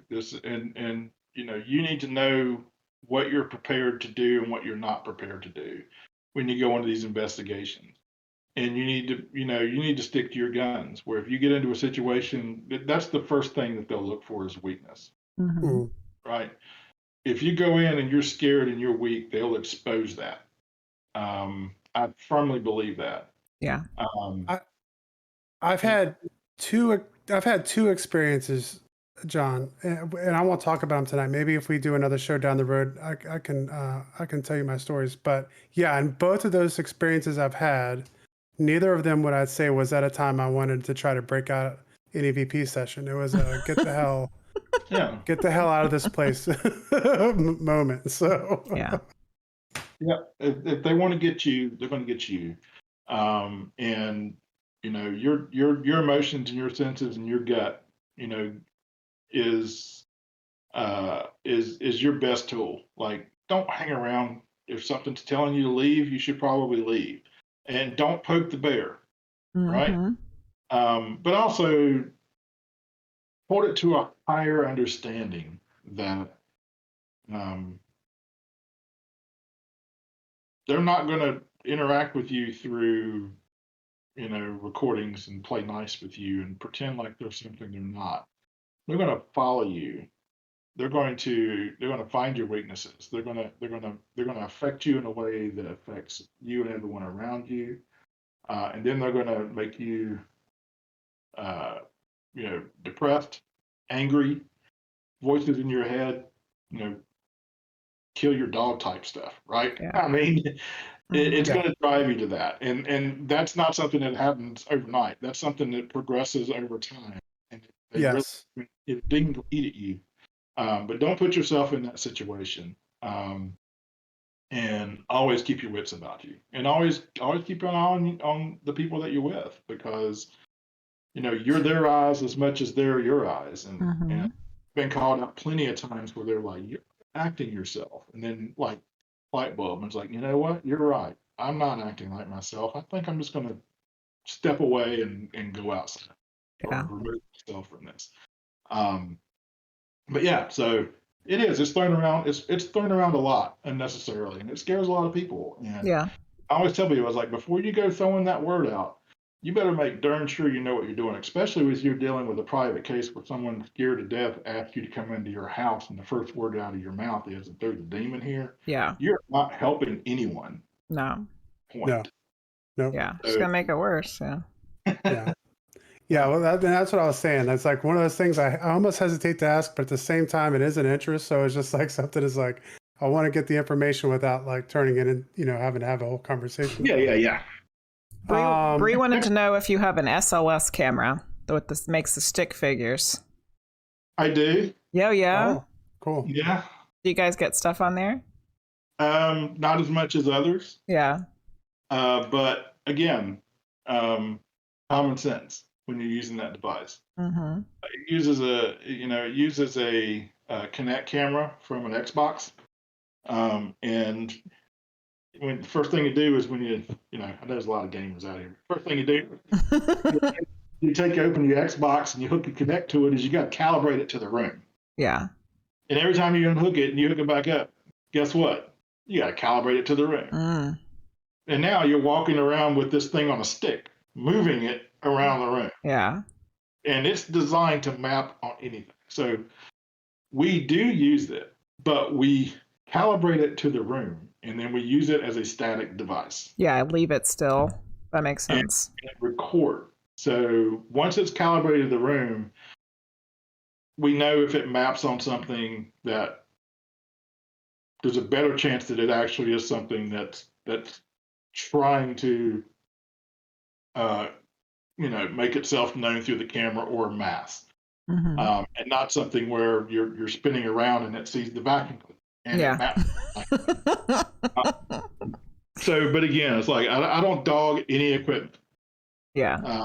You will never hear me say that this is crap and it shouldn't even be used and da da da. Always take the posture of paranormal. We in paranormal investigate.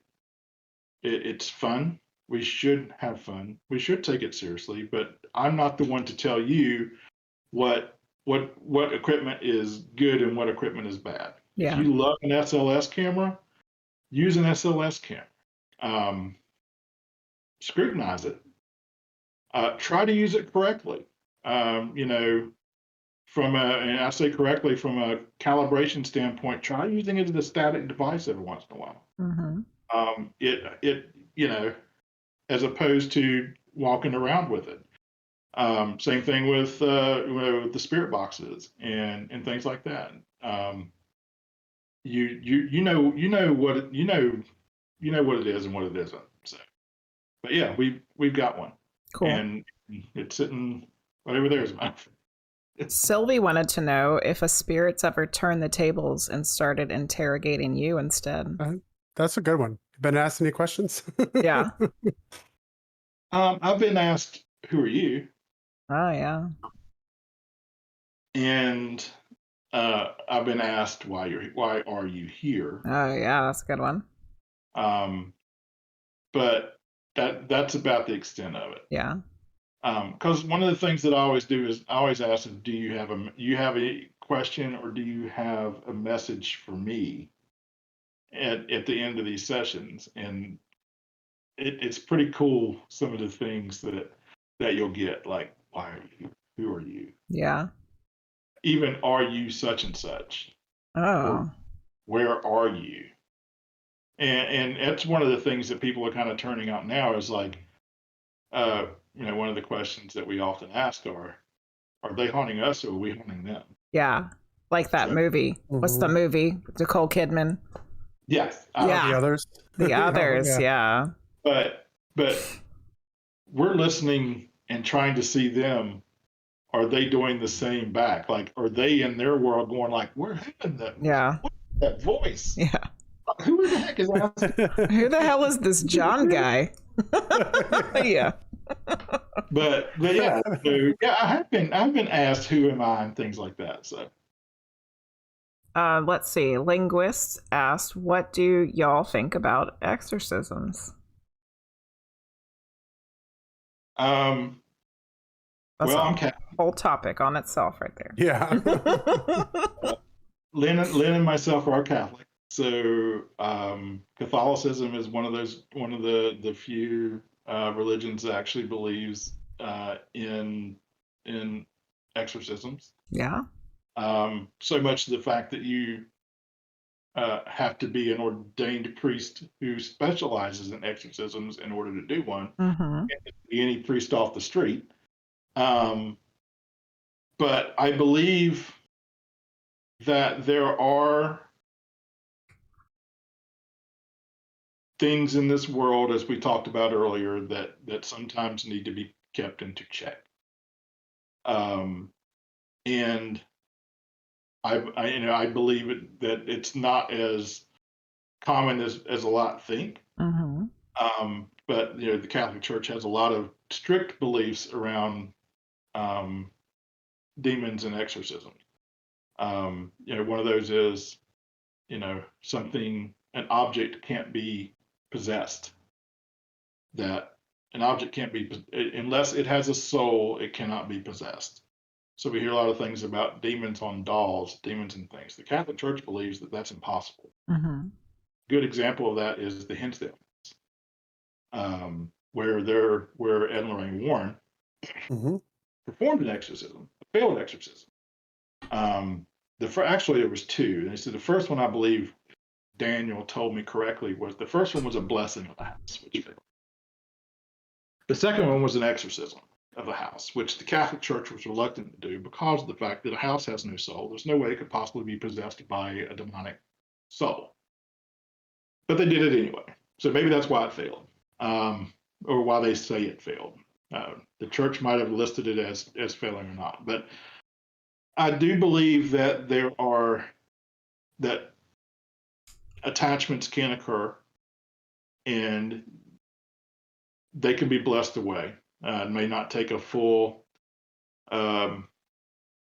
exorcism. Mm-hmm. If it gets to that point, I believe you're in stage 3 and it's, you better call your loved ones type thing, because shit's about to get real. Yeah.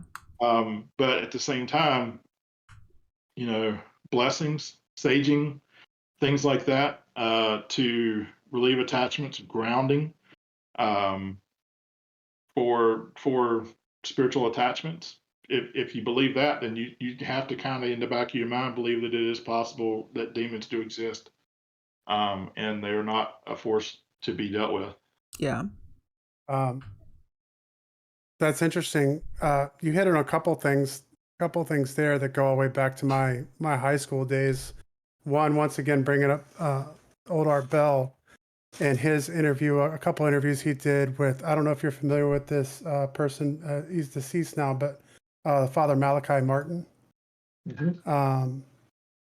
who I thought was probably the preeminent, one of the preeminent specialists on exorcisms, and of course, his connection to the Catholic Church. And he described that stage 3 that you're talking about as like being perfectly possessed, where people were possessed, but they were no longer showing signs of being possessed because they had been completely taken over. Yikes. And of course, he has a connection to the original story that kind of turned into the movie The Exorcist. So yeah, that was interesting when you talked about that part. And then Ed and Lorraine Warren, who I started reading some of their books when I was in high school. And of course, they're famous, really famous now from all the Conjuring movies. Yeah. But yeah, yeah, well, and that brings like Annabelle and all that stuff. Like, can Annabelle be possessed if it's a inanimate object, if it doesn't have a soul? So yeah, that's interesting things that we could talk about for sure. Yeah, so I believe I think things can attach to objects. That doesn't mean that they're demonic. Yeah. It like I said, it doesn't need to be nice to yeah. So, and and it's like I said, it's important to also know your boundaries. And I said this earlier, is like, if I walk into somewhere and they say I've got a demon, be like, I'm not your guy. Yeah. Right. Yeah.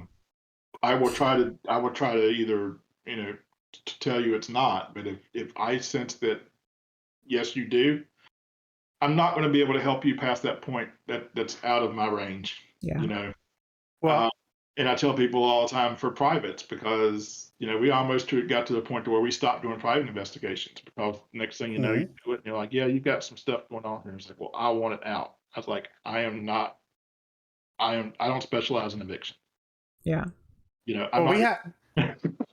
had an experience similar to that when we were part of the group that we investigated with. We received a communication from someone who wanted us to investigate their house, and because they were already confident that their house had a demon in it, and they wanted us to investigate it, and we refused that investigation just for that reason, because you're putting yourself in a situation where the person already thinks they know what it is. Mm-hmm. So if you already know that it's a demon, why do you need us to investigate to tell you it's a demon?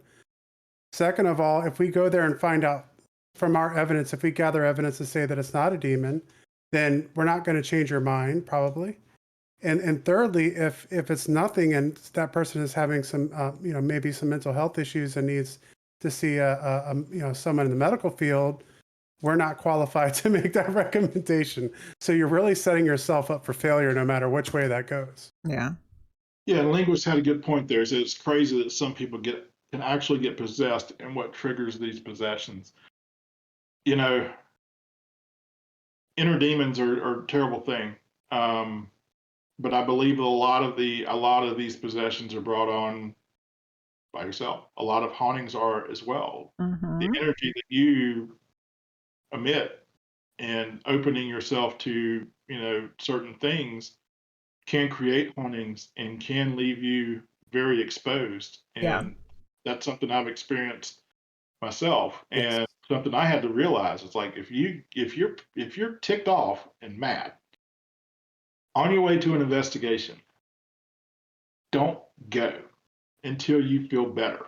Mm-hmm. Because like I said, a negative entity or something that's wanting to manipulate you sees that as a weakness. When you're already angry, it's halfway there. And I always tell people, it's like, make sure you're in a good state of mind before you go on investigations. Make sure that your energy is pure. Mm-hmm. But I also believe that when you drop your guard or you open yourself up to depression, or things like that, that you're welcoming, you're just making it that much easier to be welcome. And I'm not saying that those types of things mean a demon is going to possess you, but we've been to a lot of places where a lot of the hauntings that occur because of an individual, and as soon as that individual is out of the house, it stops. And as soon as that person comes back, it's back. And as soon as that person moves to another house because they think the house is haunted, guess what? It's right there with them. Yeah. Yeah. And that's a completely different type of haunting that no one can help you with but yourself. You've got to close those doors. Yep. Well, guys, do you have any other questions that you had that were big ones, medium, Jenny Lee? Bree, I think that John said they've been ghost hunting for about 16 years. Is that right, John? Yeah. Going on about 14. 14, okay. Let's see. I did have a whole bunch of questions, and I think that most of them got answered as we went through. Because I think we have probably another 2 hours of conversation we can have. We've hit the 2 hour mark, so I don't want to. So I think for me, maybe we could wrap it up with this. So you just got to go to one of your dream investigation places. But what's next? What is like the place that you really want to go investigate? Even if it's not even possible, like where would you want to go? What's your dream investigation? I'm a big history guy, and I tell it all the time. And I think we're going to put this on our big bucket list. Is going to be either Ireland or the UK. Oh yeah. So I want to do like a paranormal vacation where we go to the UK or and investigate some castles and strongholds, and and some of like the catacombs. I mean, just even if nothing goes on, they're just some really cool places to visit. But bring an extra suitcase and I'll squeeze in and go with you guys.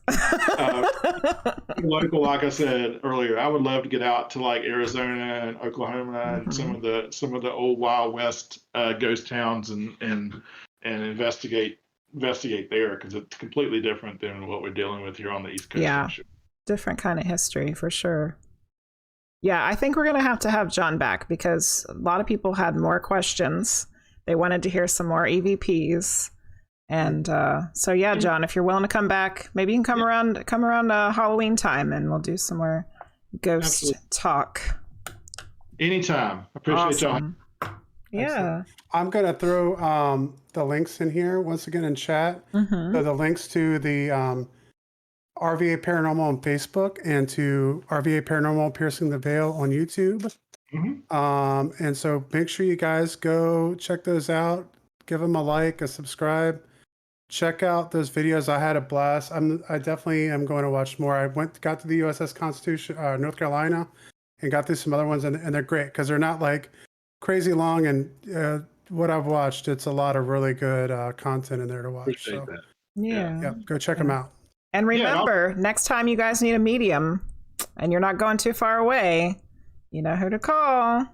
Yeah. Can I do another plug real quick? Yeah, as many as you want. Yeah. So, one of the other things we do is we also do filming and investigating for a streaming series called The Twisted Realm, which is on Paraflix right now. So if you go to Paraflix and you Google that, it's a paranormal streaming service, reasonably priced. I think it's less than $5 a month. I think it's like $3.99 or something like that. There's a lot of great shows out there. Twisted Realm is out there. Ghost Finders is actually streaming on there now. It is a streaming platform dedicated strictly to content creators and independent series makers who go to these locations and share their investigations. So Paraflix, and then check out the Twisted Realm series. Cool. We put the link in there for that and typed out the names. People can look that up too. Awesome. And everybody loved you, Jon. And they want you to come back. So come back. Yeah. All right. Excellent. Sounds good. Well, everybody, thank you for watching. We had a lot of viewers tonight, a lot of great questions, a lot of commenters. Some people I didn't get to say hello to. You guys know who you are. You know I love you. I'll be back on tomorrow night at 8 o'clock to do our reading night. As long as nothing crazy happens this time, I should be here tomorrow to do all those. I'll drive tomorrow. Do all those team weird medium readings for you guys. So we'll be back tomorrow night. And we're going to have another Witching Hours right around the corner. Real soon with Charity Janice. We're going to have Charity Janice on here, and she has a lot of fun stuff planned for doing maybe it's like all of us doing some card pulls and doing some interesting stuff with that. So really weird stuff. It'll be team weird emotes the whole night. Yeah. All right, everybody. Yeah. Thank you for watching. Love you guys. See you tomorrow. Thanks a lot. We'll have Jon back again soon.